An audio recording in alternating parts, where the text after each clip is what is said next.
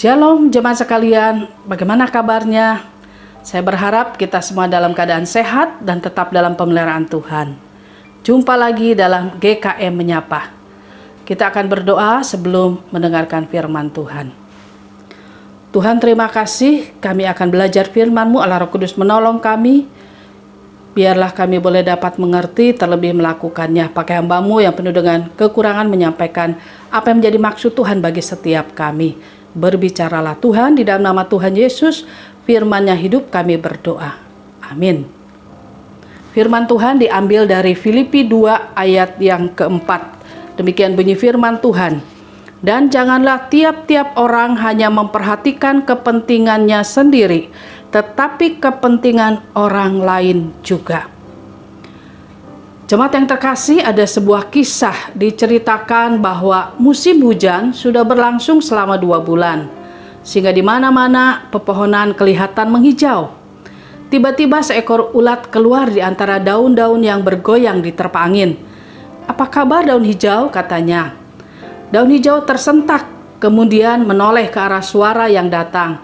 "Oh, kamu ulat." Kemudian daun hijau melanjutkan perkataannya.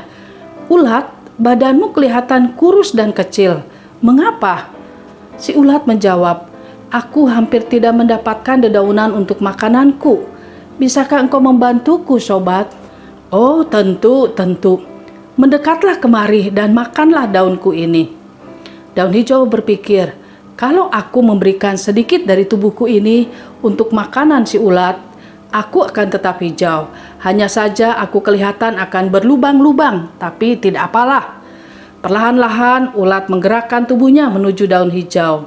Setelah makan dengan kenyang, ulat berterima kasih kepada daun hijau yang telah merelakan bagian tubuhnya menjadi makanannya.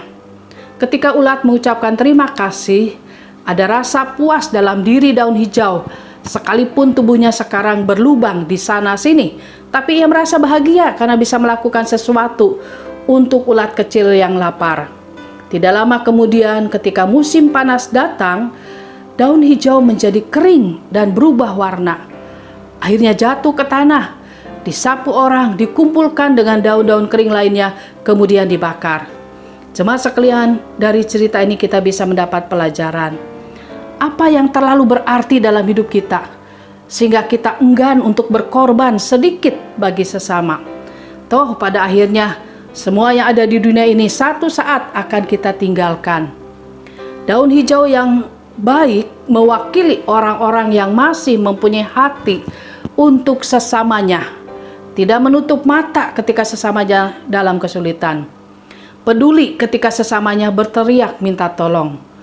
Sebagai anak Tuhan, kita harus rela melakukan sesuatu untuk kepentingan orang lain dan sejenak mengabaikan kepentingan diri sendiri. Melepaskan kepentingan diri sendiri memang tidaklah mudah, apalagi di masa pandemi ini. Semua kita ingin diperhatikan. Ketika kita berkorban, diri kita menjadi seperti daun yang berlubang, tapi sebenarnya itu tidak mempengaruhi hidup kita. Kita akan tetap hijau, Allah akan tetap memberkati dan memelihara kita.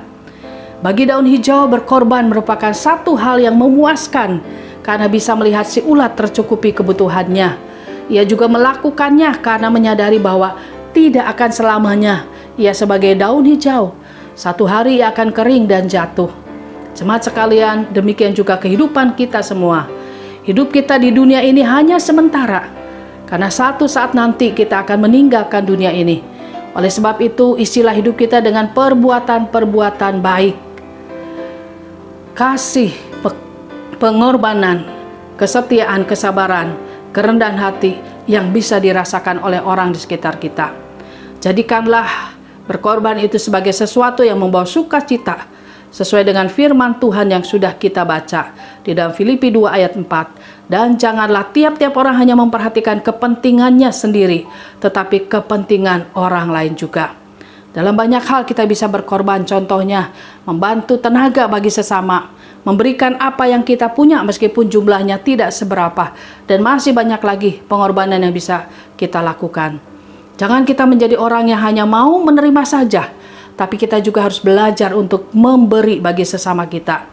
Karena jangan pernah lupa bahwa kita juga pernah menerima anugerah yang tiada taranya dari Kristus, sehingga kita bisa menjadi anak-anaknya seperti sekarang ini.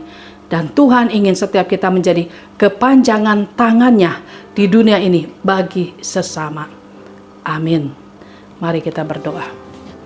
Tuhan, terima kasih melalui firman-Mu kami belajar untuk tidak menjadi orang Kristen yang egois, yang memperhatikan kepentingan diri kami saja, tetapi ajar kami juga memperhatikan kepentingan orang-orang di sekitar kami yang lebih membutuhkan pertolongan dari setiap kami. Terima kasih Tuhan, anugerah-Mu boleh menyelamatkan kami. Ajar kami juga boleh memberikan kabar sukacita ini juga bagi orang-orang yang belum percaya kepadamu. Pakailah kami boleh menjadi alat di tangan Tuhan, demi hormat kemuliaan nama-Mu. Di dalam nama Tuhan Yesus kami berdoa dan bersyukur. Amin.